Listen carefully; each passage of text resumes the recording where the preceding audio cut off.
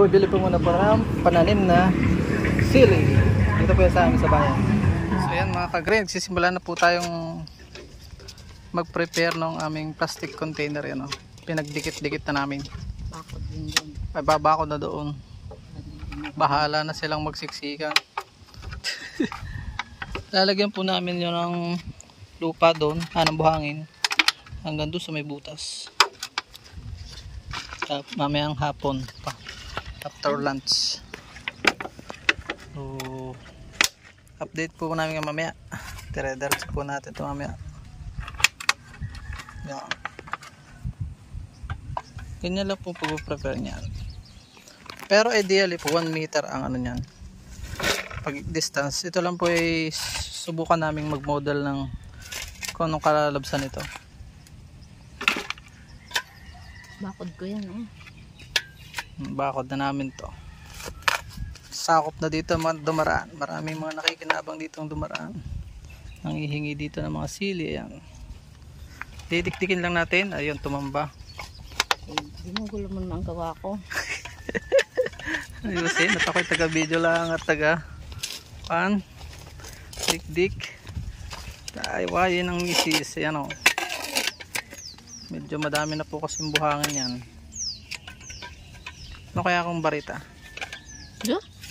Kaya? Lambot na, kaya lambot na. Oo, malambot pa kaya. Kaya pa itong aking biburer.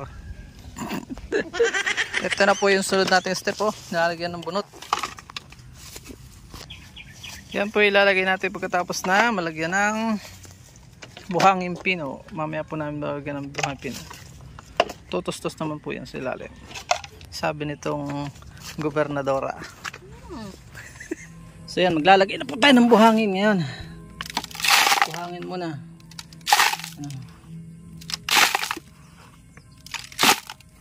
Abot lang doon sa may butas. So ito, madami na ito malalagyan. Para bumigat at hindi siya gumalaw. Tapos tustos ang tubig doon. Yan. Tama na ganyan level. Tapos babalik natin itong bunot.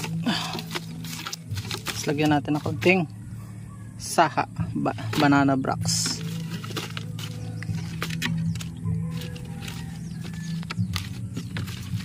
Yan. Tama na yan. Ito din. Salitan po gagawin namin. Ito ay sili. Pechay sili. Pechay sili. Or mustasa.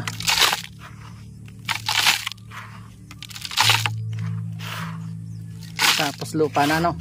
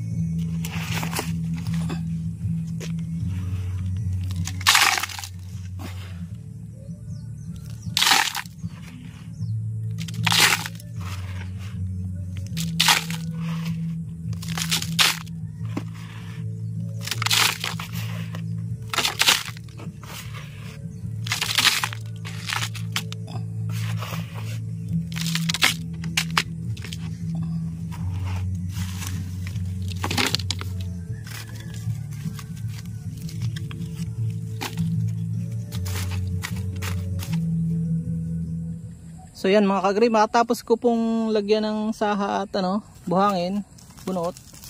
Ready ko na itong coco pit. Tagal na namin itong binili ng mag-asawa.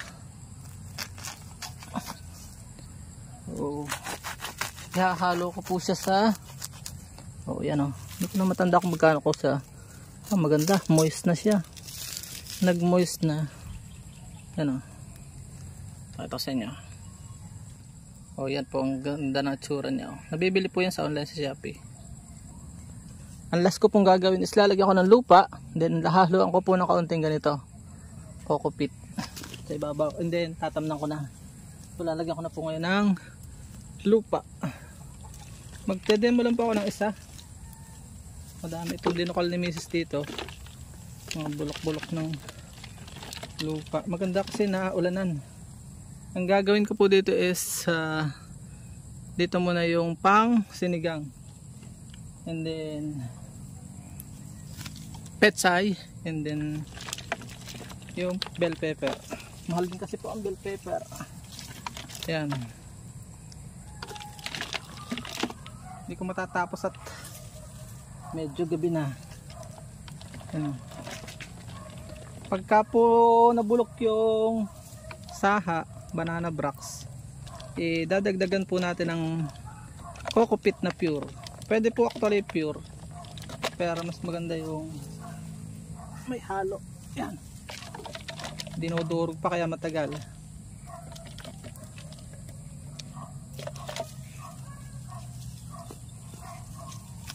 Kaya doon sa mga wala pong lupa, ito po ang solusyon mga kagri.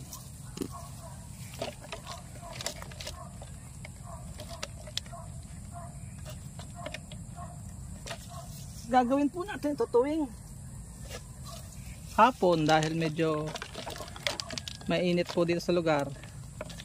Kailangan pong iano natin ito, i-expose natin dahil hindi naganda ang gulay sa ano siya, yung mainit. So lalagyan ko na ng sa mga malilom, partially shaded po siya. So yan, lalagyan ko na ng coco peat ibabaw. So madami nang malalagyan to, parang masa 500 plus lang to ang bili ko.